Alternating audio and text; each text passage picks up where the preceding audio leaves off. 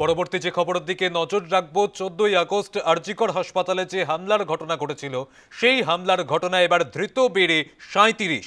RG Kar medical কলেজে মধ্যরাতে ভাঙচুরের ঘটনা, ভাঙচুর ও দুষ্কৃতী তাণ্ডবে ধৃত বেড়ে 37। আরো বিস্তারিত জানবো, আমাদের সঙ্গে রয়েছেন প্রতিনিধি মমিতা মিত্র। মমিতা, কি খবর রয়েছে পুলিশ সূত্রে?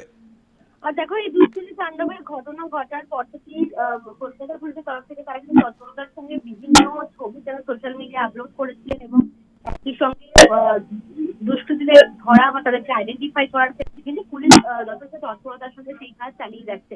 গতকালও আরো বেশ কয়েকজনকে গ্রেফতার করা হয়েছে এবং এখন আজকে সকাল পর্যন্ত যে শেষ খবর পাওয়া যাচ্ছে, এখন পর্যন্ত মোট 37 জনকে এই ঘটনায় গ্রেফতার করা হয়েছে।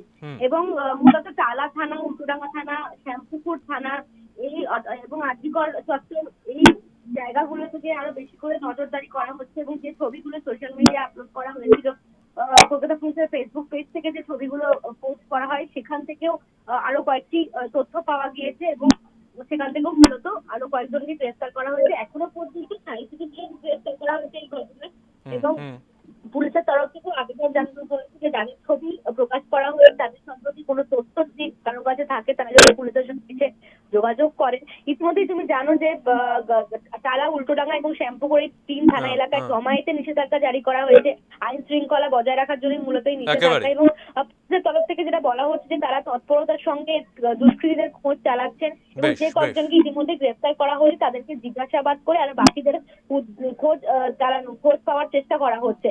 এখনো পর্যন্ত মোট 37 জনকে এই দুষ্কৃতী তাণ্ডব, এমার্জেন্সি বিল্ডিং সহ অন্যান্য এসএনসিইউ এবং অন্যান্য আজিকর চত্বরের মধ্যরাতে যেভাবে ভাঙচুরের ঘটনা ঘটেছিল সেই ঘটনা এখনো পর্যন্ত 37 জনকে গ্রেফতার করা গেছে বলে পুলিশ সূত্রে জানা গিয়েছে। বেশ, ধন্যবাদ মমিতা।